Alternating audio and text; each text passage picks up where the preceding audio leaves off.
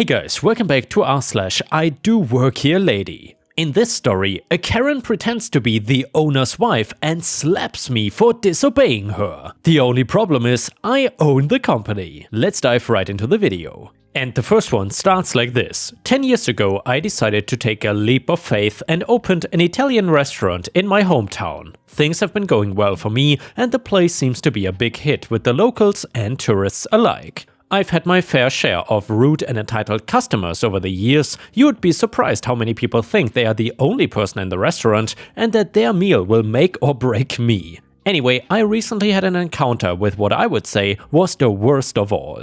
I like to think that I'm a fair owner to my employees and make sure I never forget where I started off. So I often jump in as a server when one of my employees need time off or if the restaurant is really busy. I don't wear anything that indicates I'm the owner, but I clearly was not wearing the server's uniform. Wow, first time I've stepped in here, so proud of my husband. A lady, which I later learned was called Karen funnily enough, stated as she waltzed into the restaurant. I was busy serving someone, so I ignored her, assuming she was in the wrong place and would just turn around and leave once she realized her mistake. Hello? Anyone? Gosh, the service is horrible here, she muttered after 20 seconds of waiting. Ma'am, sit down if you would like to be served, please, I replied. But by now I already knew what she would be like. Sit down? I'll have you know I need to be seated, she demanded, stomping her foot on the floor like a child. I carried on taking the order off the table I was at, hoping she would get the message that she was not special and would just sit down. But she did not. Hey, don't ignore me. I'll have you know that I'm very important to this restaurant and I could have you fired, she yelled, her face going red. I'll be with you in a moment, I replied, quickly finishing taking this order before dashing over to the entitled woman. I brought her over to a table that was slightly tucked away because I could already tell that she would be causing a scene and I did not want everybody to be disturbed by it. Wow, this place has really gone downhill. Where's my menu? She asked the second she sat down, before I could even utter a word. Well, I was just about to go and get one for you. I didn't have time to get one before as you urgently needed seating, I replied, making my voice sound sweet so she would not pick up on my remark. Whatever was all I got back from her. I went and got a menu and brought it back to her. What is this? She asked, looking appalled at the item I had placed in front of her. Well, it's the menu, the one you asked for, I replied. I didn't ask for a menu. Do you think I don't know what I like to eat or something? I was simply asking where mine was. Karen rolled her eyes as she said this. Okay, sorry about that. What would you like to order? I asked, getting out my pad and pen. The cheek. I've barely had any time to look over the menu, she replied aghast, grabbing the menu from my hands. I stared at her as she scanned the menu, utterly confused but deciding to just go with it. Well, sorry about that, I'll be back in 5 minutes, I stated and began to walk off. Oi, where do you think you're going? She yelled as I was about 5 feet away. I apologized to the people around me and quickly darted back over.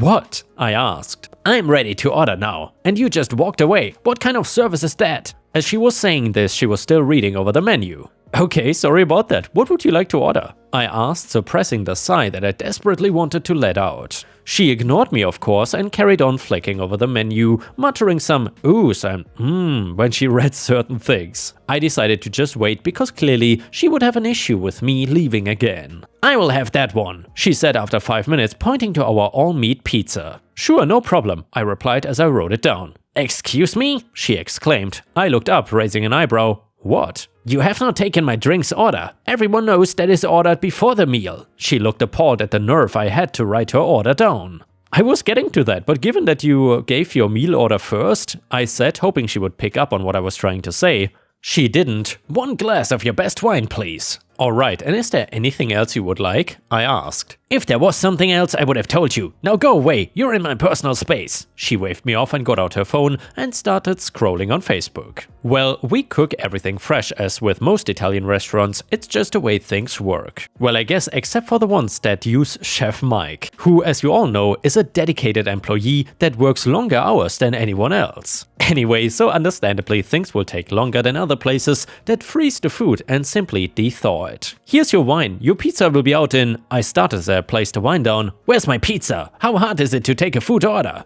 Go and get me it now, she exclaimed. As I was just about to say, your pizza will be out shortly. I quickly walked off after saying this because I didn't want to deal with her any longer. I brought her pizza over 10 minutes later, placing it in front of her. She did not say a word to me and started eating. I was surprised but glad with the fact that she didn't complain over the wine or meal. I had guessed there would be something, but to my surprise, no. However, the real issue started when the bill came out. "What is this?" she asked, looking at me as if I had placed a bomb in front of her. "It's your bill. Don't worry, I did not add a tip or something." "Yes, I know it's a bill, don't be daft. But why have you given it to me? You know I'm not paying." "Here we go." "And why not, ma'am?" "Because I am the owner, Mark's wife." Me being the owner and being Mark, of course, knew this was a lie, but I decided to go along with it for the most part. "Oh, I'm terribly sorry, he's never mentioned you." I pretended to seem as shocked as possible. She smirked, looking very satisfied with herself. "Yes, so you can take this away." Now that I think about it though, Mark is very much gay. Why would he be married to you? I questioned, dropping all of my previous shock value. She stuttered around a bit before saying, "No, he isn't. I think I would know something like that." "Ma'am, you're going to have to pay." By now the restaurant had gone quiet and people were listening in. "I'm not paying. Did you not hear me? I'm the owner's wife." "I know for a fact that he would never marry someone like you," I remarked. "Oh really? And how would you know that?" She smirked. "Well, because Mark is, well, he is me." I cannot lie, the satisfaction I got from saying that was immense. She gasped and in the blink of an eye had stood up and slapped me, causing lots of my other customers to also gasp. "Call the cops," I stated as calmly as possible to one of my employees who heard the commotion. Before I could see what was happening, Karen had grabbed her fork and had stabbed me in the stomach with it. She must have been using a lot of force before the fork had broken my skin and was stuck in me, and it was very painful. 2 customers nearby got up and restrained her, which I was very thankful for. "How dare you embarrass me like that?" she screamed as she tried kicking me too, and I was at this point sat down on a chair trying to control my breathing. She carried on screaming and saying crazy things, and when the cops arrived and saw the mess, they immediately took her away. But I managed to dodge it and she banged her head pretty hard on the table, which knocked her out. She ended up getting arrested and I pressed charges, of course, as well as banning her from the restaurant. The story ended up on the local news and she was banned from a lot of other places in the area too. I gave all the customers who were there at the time free meals, of course, and the story itself actually ended up getting me more customers who were impressed by how I handled the situation. The next stories are from an Ask Reddit thread called "What's your best, but wait, it gets worse, story?" So I went to my eye doctor for my annual checkup and he says, "Huh, there's a spot there that wasn't there last year, you need to go see this specialist." So I did. Then he said, Yeah, this looks bad, go to this other specialist in Miami." So I go to Miami and they go, "Yeah, it's a mole, don't worry about it and call us if you notice any changes." But wait, it gets worse. So a couple years later, I go back for another checkup and mention my eyesight got a bit worse. My eye doctor goes, that thing got bigger. Yeah, you should probably go get that thing looked at again." So back to Miami, specialist goes, "Okay, well, it's cancerous now. I need you in surgery next week. I have to figure out how to save your life." A week later, they do a biopsy and find out my eyesight got worse because it created a cataract, so they fixed that too. Then the following week I go and get a mother trucking radiation patch attached to my eye for 3 days. But wait, it gets even worse, so I think I'm past the worst of it until one morning I wake up and I've gone completely blind in that eye and I am in searing pain. So another drive to Miami, the effing tumor exploded in my eye. Tumor necrosis is the medical term, very rare complication. They sit me down and go, "Hey, that eye may have to go." Sorry dude, but wait, it didn't get worse after that. Thanks to some intensive therapy, I did not lose the eye. In fact, they were even able to save my vision a few months later with reconstructive surgery. And the next story. The guys who worked at a mechanic shop in my town were joyriding in a customer's BMW around midnight a couple years ago. They launched themselves off of a roundabout going about 130 miles per hour. They hit the big oak tree in my front yard. The 2 front wheels ripped off the car, shot across my yard and through my front concrete block wall. The driver was ripped from his seatbelt and ejected into the road. The car landed about 60 feet away outside of my bedroom. The passenger was dead at the scene, still strapped in. The driver himself was mildly alive but died pretty quickly thereafter. The landlord wouldn't let me break my lease and refused to fix the hole in the wall because he was too traumatized. Ended up having to pay him to get out of my lease after watching 2 young guys die in front of my house. Edit, the landlord also made me find new tenants to occupy the house. So basically I had to pretend that I was not completely traumatized and in therapy after this ordeal in an effort to find new tenants. I eventually found a couple to move in, but it turns out the landlord did not fix anything except the porch and whole wall. The ceiling was still leaking. He didn't go through the house at all after I moved out, even though they were on a new lease, etc. And the new tenants texted me for months after, blaming me for these problems. I was like, you're on a new lease. I'm not your landlord. Take it up with him. Can you please let me try to heal from this? Such a nightmare. And the next one, and I gotta say, these are pretty intensive. So, friends of mine were getting married. They were planning a huge fancy wedding in the major city where they lived. They both had large families and many friends, and about a month before the wedding, the groom's mom has a massive heart attack. Miraculously, she somehow survives, but it seems unlikely she'll be able to attend the wedding because it was being held about 1,000 miles away from mom's house. However, she continues to improve and her doctor determines that she'll be healthy enough to travel to the wedding by car. So, the groom's parents start heading out about 3 days before the wedding so they can take the trip slowly and get to the major city the day before the wedding. Mom is tired but doing okay. She decides to skip out on the rehearsal dinner so that she can conserve her energy for the wedding and reception. Mom wakes up the next day, gets dressed, gets her hair and nails done, looks gorgeous. Her husband drives her to the church and gets her settled in the front. The wedding is to start in about 15 minutes. Just as the bride is getting ready to walk down the aisle, my mom collapses in the church. An ambulance is called, groom helps get mom into the ambulance, dad goes with mom to the hospital with groom's blessing. The wedding goes on as scheduled about 30 minutes after the initial start time because there are 2 other weddings scheduled at the church that particular day. The wedding ceremony is beautiful, and then there was a gorgeous reception nearby just afterwards. The reception is beautiful too, and then there was an after party that evening, also a ton of fun. We find out the next day that the groom's mom had passed in the church and was dead by the time the ambulance arrived. They made a show of trying to revive her, but she was gone. The groom knew this, but didn't want to ruin his bride's wedding day, so thought he had just watched his mom die. He plastered a smile on his face and got through the day. He just told the bride that they were taking his mom to the hospital to stabilize her. He didn't tell her what actually happened until the next day. The whole thing was so crazy, but despite all of it, they are still married 25 years later and have 3 gorgeous kids. So while the wedding was kind of a disaster, the marriage most definitely worked. And the next one is another story from r/askreddit. So I work at an office. The building is owned by my boss, who is too cheap to shell out for actual maintenance service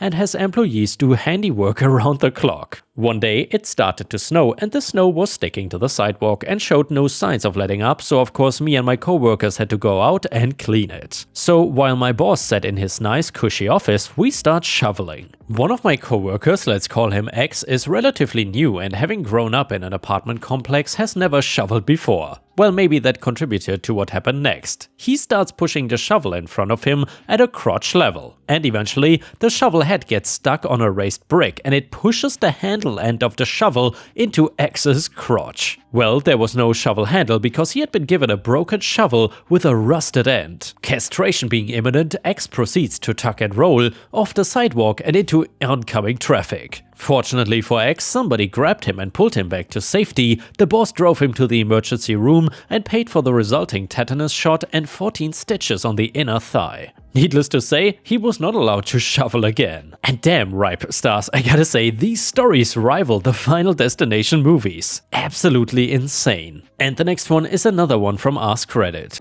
Damn, I've been waiting for this one, so take a wild guess where I work. I work in Wuhan. Yes, that Wuhan. I went on holiday on January 20th. I was only supposed to be gone for 8 days in Seoul. Well, we all know what happened next. Wuhan went into lockdown January 23rd, so me and the wife had the choice of being stranded in Korea or stranded elsewhere in China, where lockdowns were happening left and right and Wuhan folk were being treated like crap. So I stayed in Korea a month and then went to Thailand as Korea was just burning through savings. At this point my work decided, even though I was still working remotely, they should knock 20% of my salary because I'm out of the country. After a month in Thailand, we headed back to Bangkok to try to get a flight back to China. Well, it turns out the previous tenant of our hotel room had an orgy with 5 Thai women and all 6 of them got the virus. So yeah, got put into legally enforced isolation with the threat of a 2-year prison sentence if we left the apartment. Those 2 weeks isolation, my birthday, and more importantly the Chinese government